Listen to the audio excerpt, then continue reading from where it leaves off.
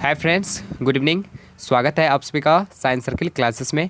तो आइए दोस्तों, अगले 10 से 12 मिनट के अंदर हम लोग संपूर्ण पुर्तगाली कंपनी को पढ़ने वाले हैं और ये मॉडर्न हिस्ट्री का टॉपिक हो जाता है। और यहाँ से दोस्तों आप लोग को हर एक कॉम्पिटिटिव एग्जाम्स में कम से कम 2 क्वेश्चन यहाँ से देखने को मिलेगा आज के इस वीडियो से। तो चलिए हम लोग वीडियो को स्टार्ट करते बिना टाइम को गंवाते हुए, है ना। चलिए, तो देखिए यूरोपीय कंपनी का भारत में आगमन। तो सबसे पहले देखिए यूरोपीय कंपनी का भारत में जो आगमन हुआ है दोस्तों, तो सबसे पहले हम लोग देखते हैं कौन कौन यूरोपीय कंपनी भारत में आए थे। तो याद रखिएगा, पहला पुर्तगाली हो गया, उसके बाद ब्रिटिश हो गया, डच हो गया, डेनिश हो गया, फ्रांस हो गया। ये भारत में आए नहीं थे, मतलब ये सभी कौन सा कंपनी है?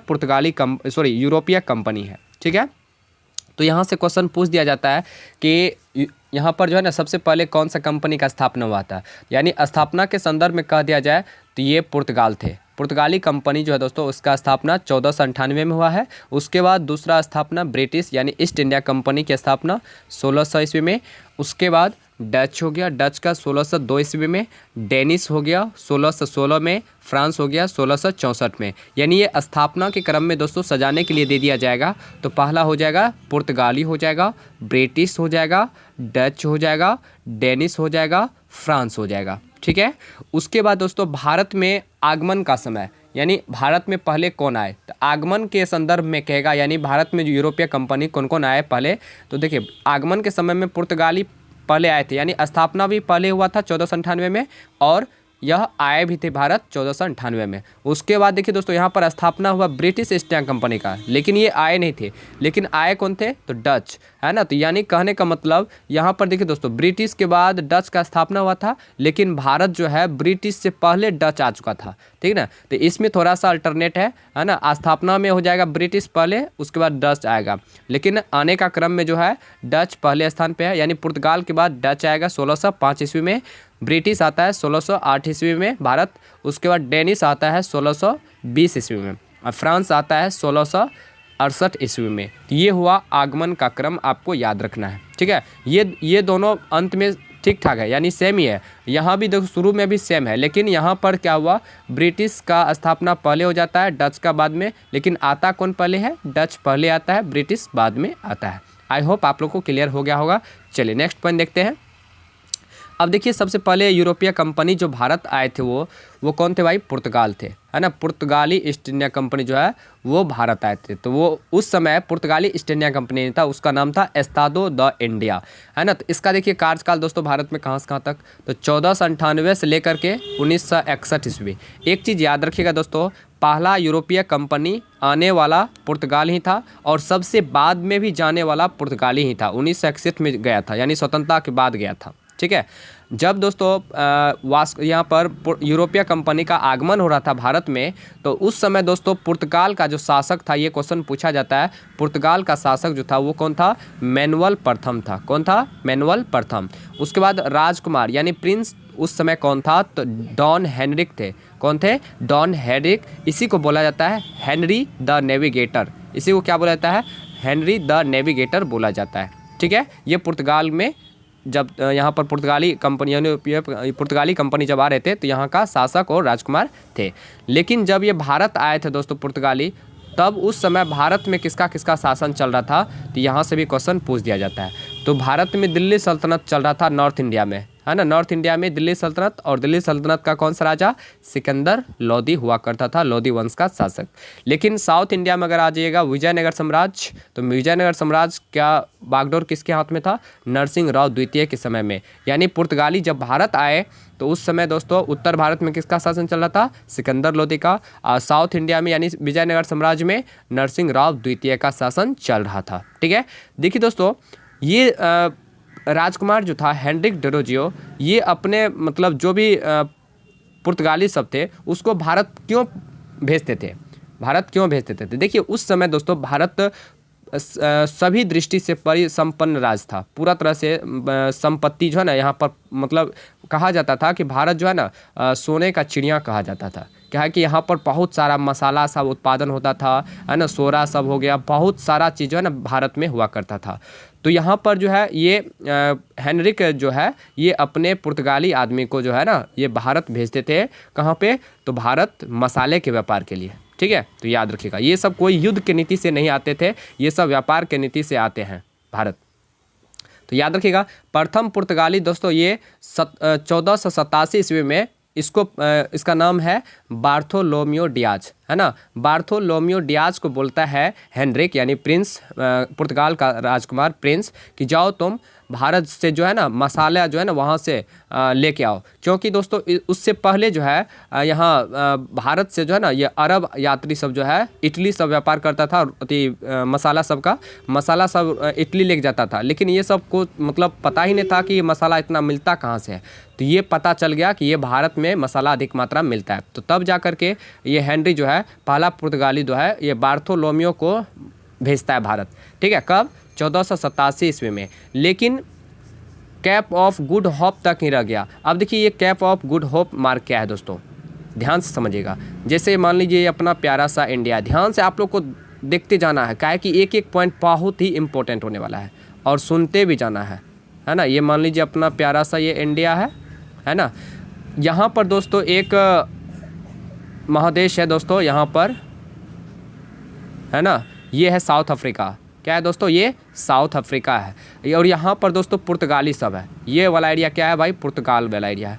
तो पुर्तगाली सब जो आता था भारत, तो ये मतलब समुद्री मार्ग होते हुए आता था, ठीक है। तो ये जो है पुर्तगाली, पहला पुर्तगाली कौन? बार्थोलोमियो डियाज जो है ये यहाँ से चलना स्टार्ट किया पुर्तगाल से। लेकिन जैसे यहाँ तक आने के बाद यहाँ एक रास्ता आता है साउथ अफ्रीका दक्षिणी भाग से जो है यहाँ से एक रास्ता जाता था, है ना, जो कि भारत की ओर जाता था। लेकिन ये बार्थोलोमियो डियाज जो है यहाँ से चला बेचारा और यही कैप ऑफ गुड होप, यही एरिया जो है इसी मार्ग को बोलते हैं कैप ऑफ गुड होप, है ना। लेकिन ये भारत तक नहीं पहुँच पाया था, ठीक है।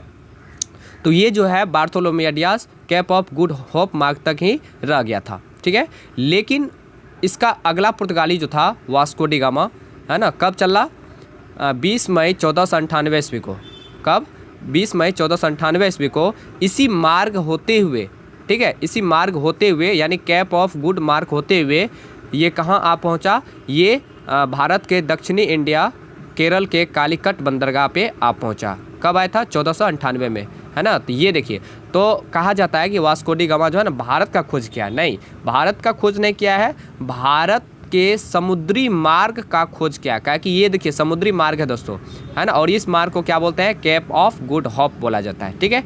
तो पहला पुर्तगाली बार्थोलोमियो डियाज यहीं तक रह करके इसको पता नहीं चल रहा था कि किधर है इंडिया, है ना। लेकिन वास्को डी गामा जो है ये यहाँ तक आ चुका था, है ना। ये भी नहीं आता, लेकिन कुछ यहाँ पर इसको मदद मिला। देखिए किसका किसका मदद मिला। यहाँ पर देखिए वास्को डी गामा जो है, ध्यान से आप लोग को देखते जाना है। वास्को डी गामा 20 मई 1498 ईस्वी को कालीकट केरल वाला एरिया पे आ जाता है, ठीक है। और कहेगा कौन सा जहाज से ये आता है? तो याद रखेंगे साओ गैब्रियल। कौन सा जहाज? साओ गैब्रियल जहाज से ये कालीकट यानी केरल भारत आते हैं। कौन सा मार्ग? कैप ऑफ गुड होप मार्ग द्वारा जो है ये भारत आते हैं, ठीक है।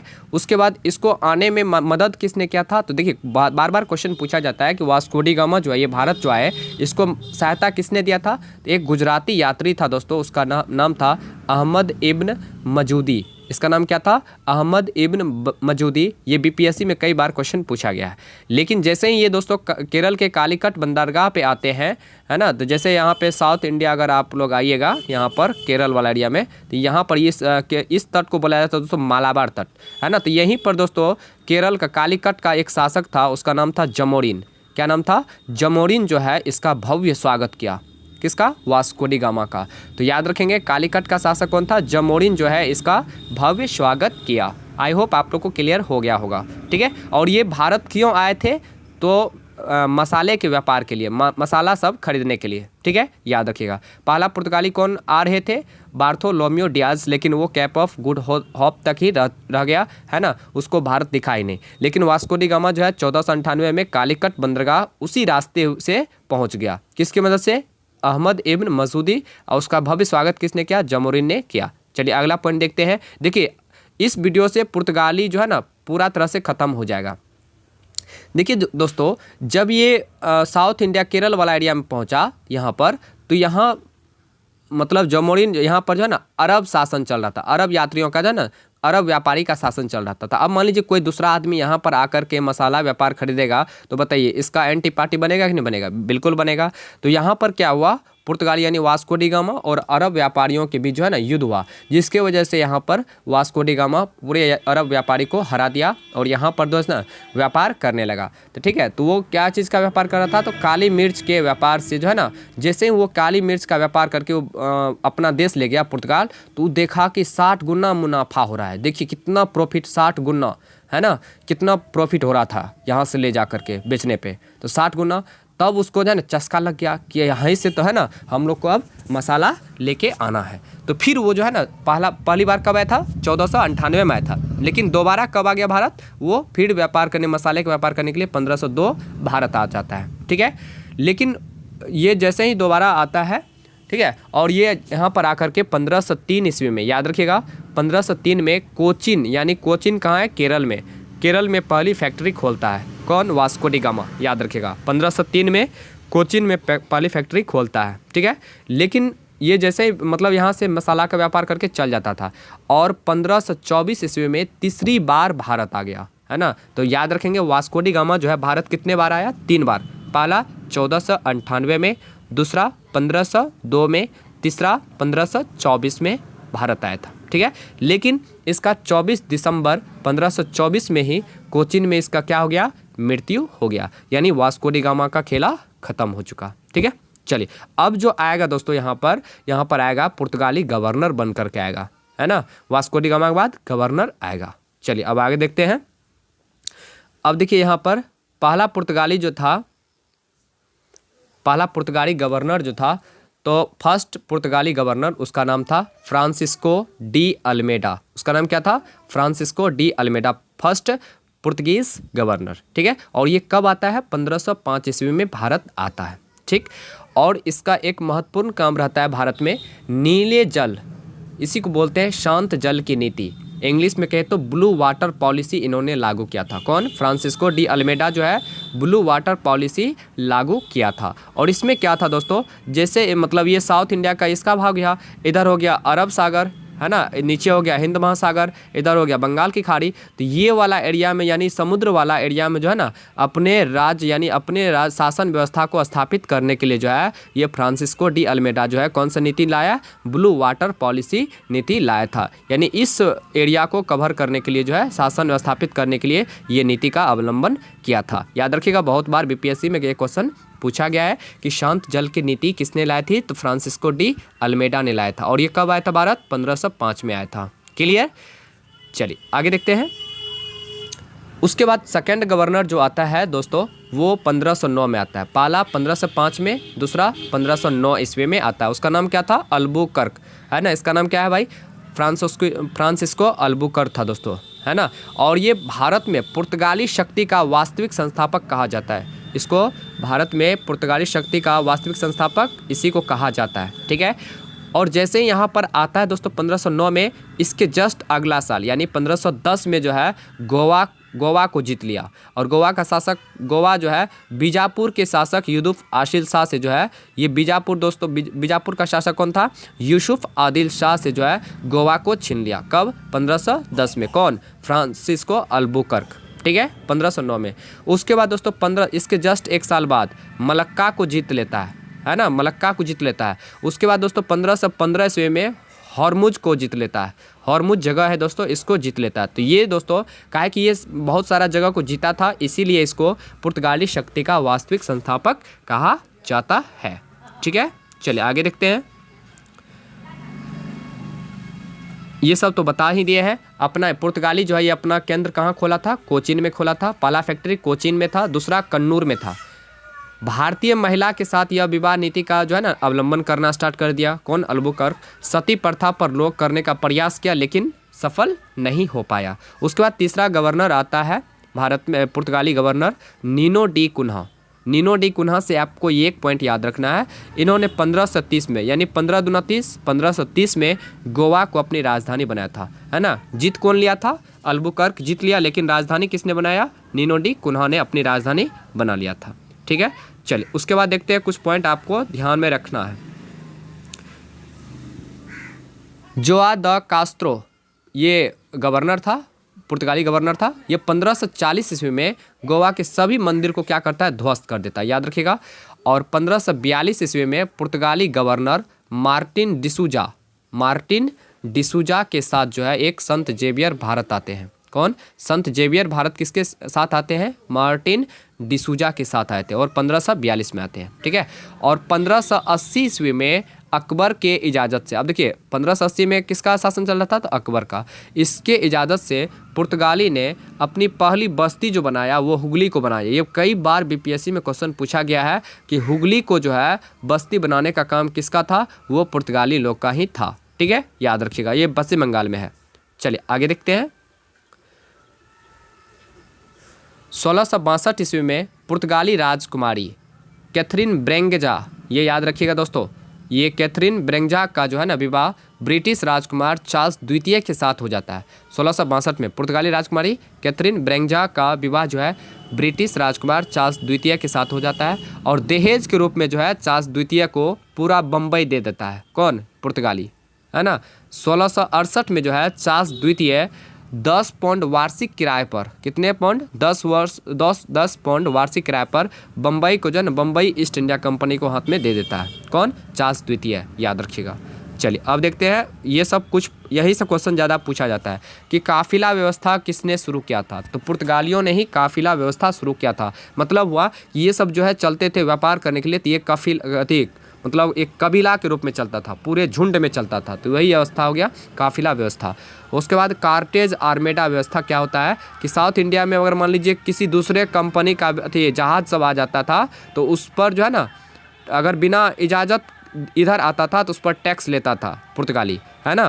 तो इसी को बोलते हैं कार्टेज आर्मेड व्यवस्था। उसके बाद तंबाकू की खेती जो है ना सबसे पहली बार जो पुर्तगाली ही स्टार्ट किया, तंबाकू का खेती। जहाज निर्माण इन्होंने ही स्टार्ट किया। प्रिंटिंग प्रेस लाने का काम पुर्तगाली का ही था सर्वप्रथम, है ना। गौथिक स्थापत्य कला का आगमन जो है यही पुर्तगाली को ही माना जाता है। तो ये रहा दोस्तों पुर्तगाली का संपूर्ण टॉपिक। आई होप आप लोग को पुर्तगाली पूरे तरह से समझ में आ गया होगा। तो चलिए इसके बाद जो आएगा दोस्तों, कौन आएगा? डच ईस्ट इंडिया कंपनी आते हैं, तो उसको नेक्स्ट वीडियो में आप लोग को कंप्लीट करने वाला हूँ। तो चलिए फिर मिलते हैं नेक्स्ट वीडियो में, बाय।